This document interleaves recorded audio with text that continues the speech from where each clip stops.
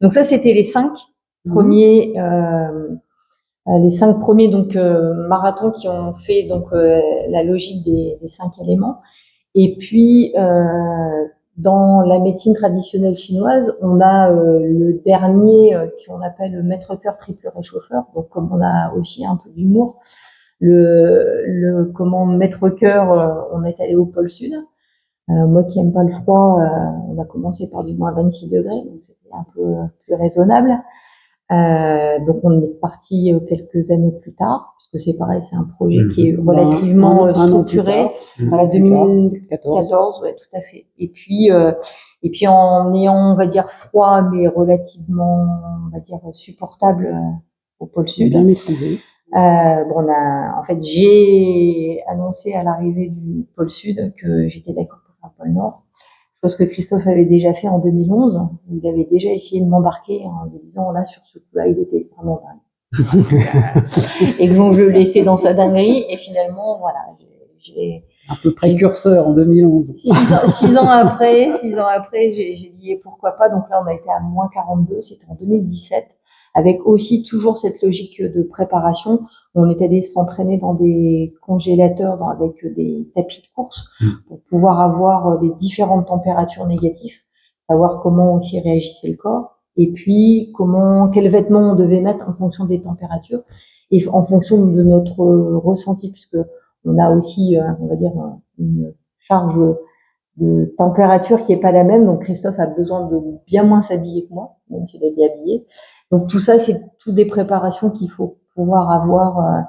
Et c'est ça qui nous plaît, en fait. C'est de se dire comment on peut adapter notre corps dans ces conditions. Et on voit qu'on est capable d'adapter notre corps dans des conditions qu'on n'imaginait même pas au départ. Et même des conditions, on va dire, complètement pour moi, qui étaient improbable, qui était d'aller courir à moins 42, qui peut paraître fou pour certaines personnes, mais en l'ayant testé, en préparant, en travaillant avec différentes techniques, dont la partie hypnose, etc., pour pouvoir aller voir en quoi ça nous touche en profondeur, en fait, finalement.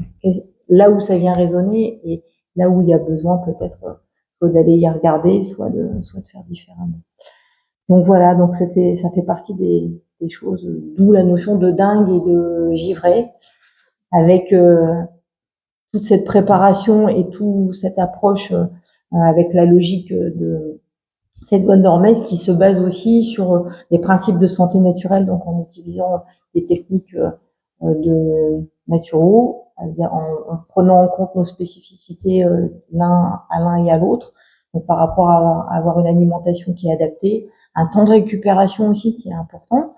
On avance aussi en âge, mais pas en folie, donc il faut aussi savoir récupérer et avoir ce temps de récupération un petit peu plus long. Et puis toute cette partie aussi préparation mentale et émotionnelle, puisque finalement sont aussi des projets ou des expéditions qui viennent nous chercher, on va dire, l'intérieur au plus profond, et qui nous permettent soit d'asseoir par rapport à nos valeurs, soit de venir chercher des pans de nous qu'on n'imaginait pas au départ. Et ça, c'est quelque chose qu'on aime bien faire.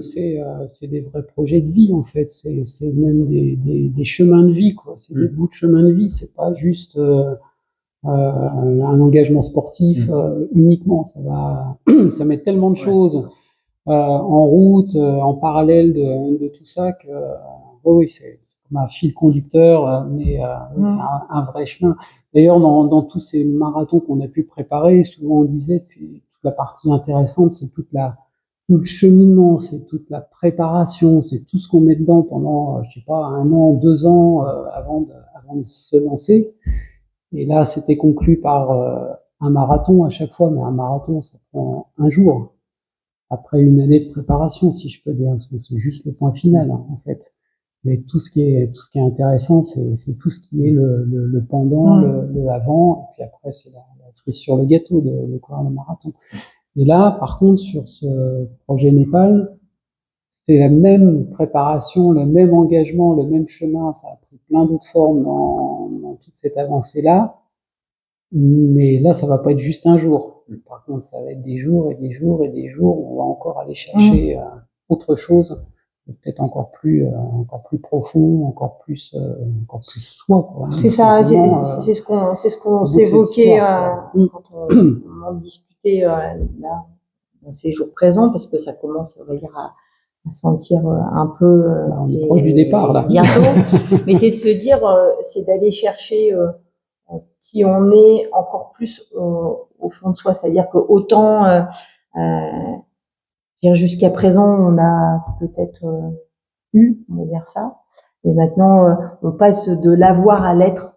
Et l'être, il est, on a notre être, voilà, parce qu'on a chacun nos expériences, nos façons de fonctionner, et on s'aperçoit qu'on a encore un être qui est positionné par rapport à des références extérieures, des références externes, on va dire ça comme ça. Et puis tout le travail qu'on mène, parce que à travers le projet, mais à travers les choses qu'on a pu aussi faire avec toi, c'est aussi d'aller toucher son être à l'intérieur. Et je pense que le projet NetPad, il arrive au bon moment. C'est un espace aussi, la marche de cheminement interne. En fait, on ralentit tout. Donc, ça permet aussi d'avoir le temps de se poser pour aller à l'intérieur. Et je pense que c'est ce qu'on va aller chercher aussi au cours des 6 mois, puisque ça demande aussi, c'est pas comme tu dis une journée, c'est 6 mois de marche avec de la répétition et avec une vitesse, une décélération qui est, on va dire, relativement importante, puis une sollicitation par rapport à notre quotidien qui est aussi plus présente, ou en tout cas moins présente.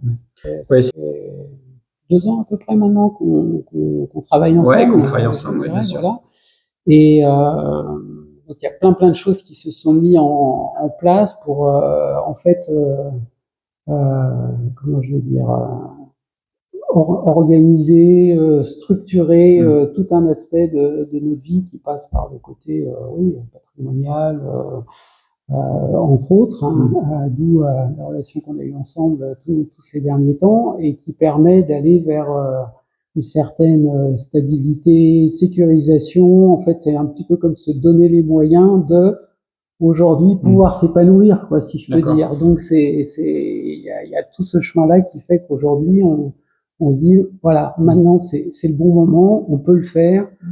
On est serein, les bases sont posées, on se sent tout à fait accompagné ici, et les conditions sont réunies pour qu'on puisse, parce que jusqu'à présent jamais on est parti autant de temps en fait, parce que toujours pris par le quotidien, les métiers respectifs, les engagements qu'on peut avoir à gauche, à droite, etc.